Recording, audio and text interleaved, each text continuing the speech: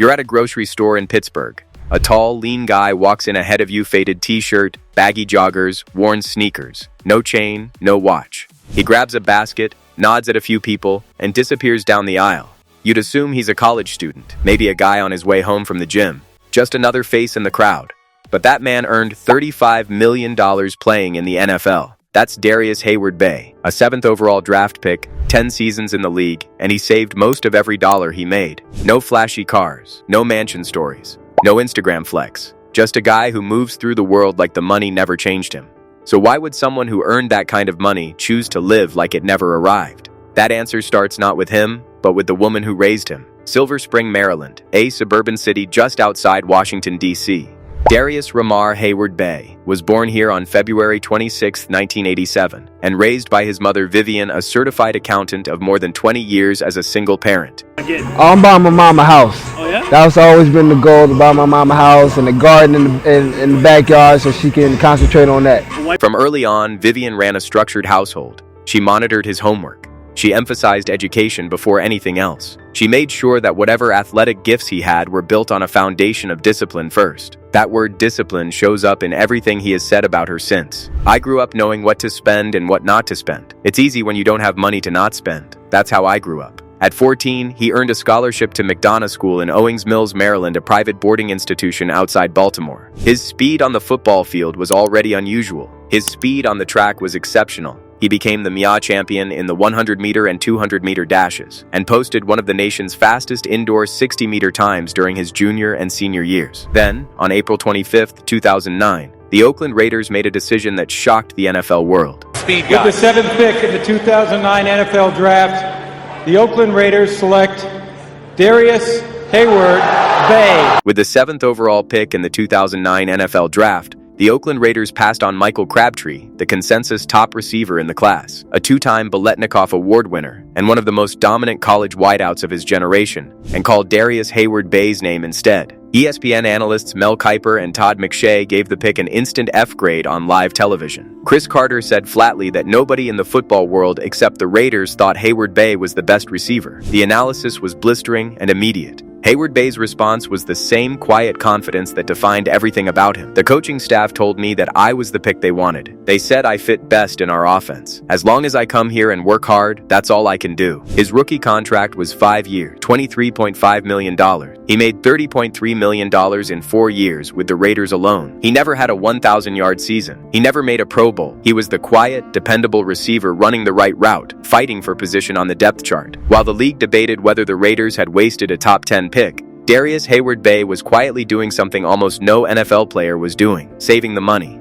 Sports Illustrated once reported that 78% of former NFL players go bankrupt or face severe financial stress within 2 years of retirement. Heyward-Bey read that number and went the other direction. The system he and his mother built is the reason why.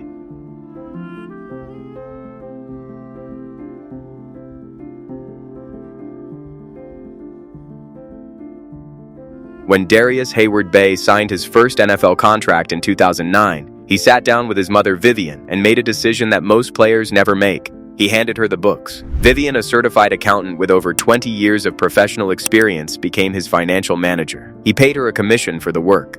She took it seriously. She built a system. Every Tuesday morning, without fail, she sends him an email, a full financial breakdown of the previous week income, expenses, investments, every line item accounted for. He reads it. He checks the numbers. He knows exactly where every dollar went. I get an email every Tuesday. I can read it over, check it up. I see where the money is going. They agreed on a monthly allowance together, a specific amount that he lives on. He won't disclose the figure, but he's clear that the pot keeps growing because he doesn't touch most of it. The allowance covers his needs. Anything beyond that stays put. And when he leaves his California home for the NFL season, 6 months of every year he calls the cable company and cancels the subscription. Every single year. Nobody's there watching TV. Think about what that means in practice. A man earning millions of dollars a year calling a cable company to save $30 a month. Not because he can't afford it, because the habit of not wasting money is built into how he operates, and habits don't pause for a high salary. I keep things real simple. I'm not really a flashy guy. I understand what I want to buy. I invest my money well and pay my taxes. No Rolex, no fleet of cars, no mansion with rooms he never enters.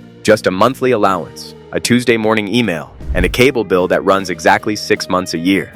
The psychology behind all of this traces directly back to Silver Spring, back to Vivian raising him alone and teaching him, before any contract arrived, that money is something you manage, not something you perform.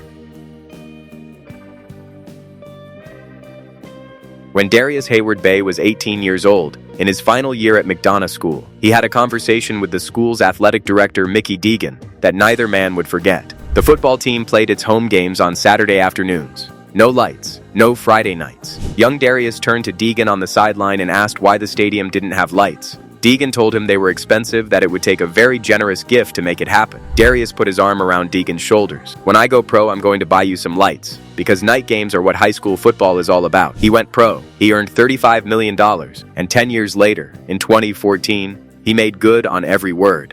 Heyward-Bey funded the construction of stadium lights at McDonough School, allowing the football team to play Friday night home games for the first time in the school's history. The Steelers documented the whole story on their website and titled the piece simply, "It changed my outlook on life." When I played football and we had games on Saturday afternoons, I remember thinking, why are we playing on Saturday? That detail says everything. He was 18. He had no contract, no guaranteed money, no proof he would ever make the NFL. He made the promise anyway. And when the money came, the first thing he did was remember who he made it to. The cable cancellation and the Tuesday email are about protecting money. The McDonough lights are about what the money is actually for. Both habits come from the same place. A boy raised by a single mother who taught him that how you handle what you have says more about you than how much you have. Most players know it. The difference is what you do with it. Heyward-Bey did something almost nobody does. He hired the most qualified person he trusted to keep him honest. Not a celebrity financial manager, not a wealth management firm whose name he saw on a billboard. His mother, the woman who had managed her own money carefully as a single parent for 20 years, who raised him inside that discipline, who had the professional credentials to back it up. He paid her a commission because he respected the work. He reads the Tuesday email because he respects the system. He cancels the cable because the system doesn't get exceptions, even small ones. What made him rich wasn't the 7th pick. It was the Tuesday email, the monthly allowance, the cable company call, the 18-year-old promise he kept. All of it built on a foundation his mother laid in Silver Spring before any of it was possible. So why is Darrius Heyward-Bey so rich but lives like an ordinary man? Because ordinary was never the problem. Ordinary was the plan. He grew up with a woman who handled money professionally and personally with the same discipline. She didn't tell him to save when the contracts came. She had already shown him how before any contract existed. We live in a world where NFL players are expected to arrive in custom cars, wear custom jewelry, and make their wealth as visible as their jersey number, where status is measured in how much you spend, not how much you keep.